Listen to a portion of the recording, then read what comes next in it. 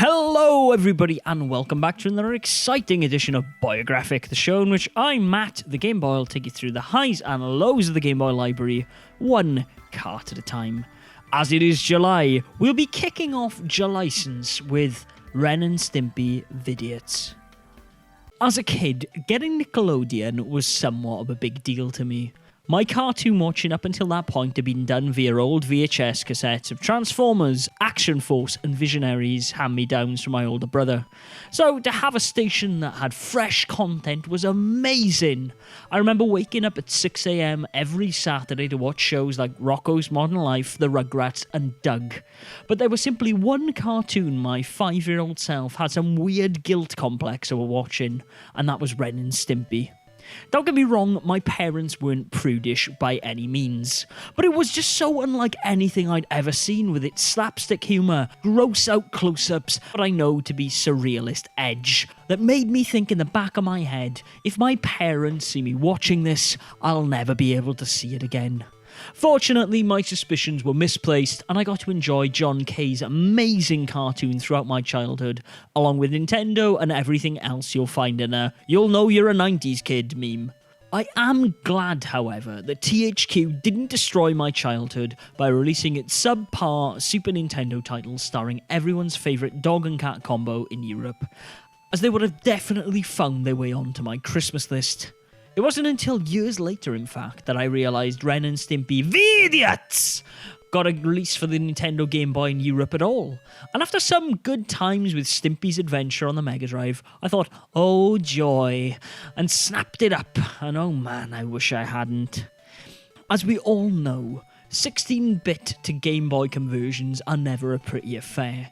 But when the Super Nintendo title you're basing your portable platformer on wasn't great to start with, you're in for a whole world of pain. The game features 3 stripped-down levels from the SNES game that are based on the TV show, namely The Boy Who Cried Rat, Stimpy's Invention, and In the Army. The gameplay on offer here is very standard fare. Using A to jump and B to pick up and throw objects, Ren and Stimpy must make their way through 3 episodes under an incredibly tight time limit in order to finish the game. As Ren, in the first and last level, you'll see yourself pretty much trying to blitz through some very paint-by-numbers platforming, jumping over traps, avoiding enemy projectiles, and using objects in the environment to propel you from A to B. You get 3 attempts at each stage in this game before it's game over and you'll need to restart, but fortunately health is readily available around the levels should you need it. As Stimpy, who you play the large majority of the game as, you'll get to do a little bit more depth in your platforming experience. In Stimpy's Invention, almost every one of its 6 mini-levels introduces you to a new mechanic, starting with a spring to jump on, before giving you access to items like switches, a movable box, and a blowtorch to traverse Stimpy's lab, and find suction tubes onto the next part of the level. If you're keeping an eye on the timer on those stages, you'll see that they're all around the 1:30 mark, which is perhaps one of the game's biggest flaws. It's not very long. With 9 stages at 1.5 minutes, that's 15 minutes tops, and that's if you stop to look at the title cards between levels. Not to steal a Woody Allen joke about terrible food in small portions, but this game's length is the least of its problems. While I said the game introduces new mechanics in the Stimpy section, well, why go through all the trouble of introducing them to use them for a minute of gameplay? I suspect to try and inject a little bit of fun into the title for the Super Nintendo, but here on the Game Boy they feel like they just had to be put in because they were on the console version. Also, while the Super Nintendo version uses the muted colour palette the show was known for, trying to reuse the same sprite stripped down for the Game Boy makes for very sparse looking levels. Ren and Stimpy both have pretty impressive sprites with nice walk titles as you'd expect, but geez, the game tears all over the place, especially when you're holding an object in the Stimpy stages. The game's score is simply highlights from the TV show, which is of course completely understandable, but not even the log song could add a smile to my face while playing Veediots, as, well, it's just dull. The gameplay, level design, and everything about this title just screams half-arsed.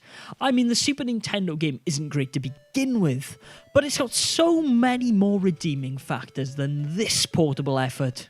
The money there can be redeemed for health, it's got boss battles, and more of an emphasis on the series' gross-out humour. Not to mention that in the Game Boy game, other than on collection, you hear an incredibly muffled, digitised catchphrase, which, while you're going to have trouble deciphering what was being said, speaks volumes about the game. Even beating this title offers no real joy to the player. All you get is an image of Ren and Stimpy holding a log and a thanks for playing message. No credits, no cutscenes, no nothing. Remember the part about a ruined childhood? I joked about it up there, but honestly, imagine paying £30 for this for your kid back in the day. It's criminal! All in all, Ren and Stimpy Veediots is one of the rare games that is incredibly short but still manages to outstay its welcome. It's not bad by any stretch. I mean, it's totally playable from a technical standpoint, but you just won't want to. Uninspired level design plagues this game, and its only real reason for existing is to be a paint-by-numbers licensed experience to net in some money for THQ. They won't get a penny of your cash if you pick this up secondhand anyways, but nobody selling this game deserves to earn a profit from it either. But fortunately, as we'll see later on in this month, THQ's other effort on the Game Boy is a completely different story.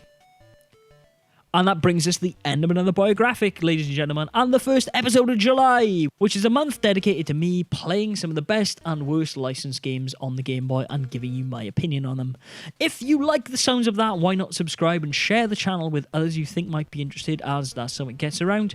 You can also check out some more about Boy Curious videos where I look at bootlegs and oddities if you haven't already checked out some of our Boyographic videos, where I look through the highs and lows of the Game Boy library, playing stuff so you don't have to most cases. And you could check out some All the Glory videos where I play through a game like this, cut out all of my deaths, leaving you with none of the faff, but all of the glory. Until next week, Game Boys and Girls, you can find me on Twitter at Gameboyle and Facebook.com/Boyographic, as well as on Instagram at the same address. Until next week, though, where I'll be back with another licensed title, game on.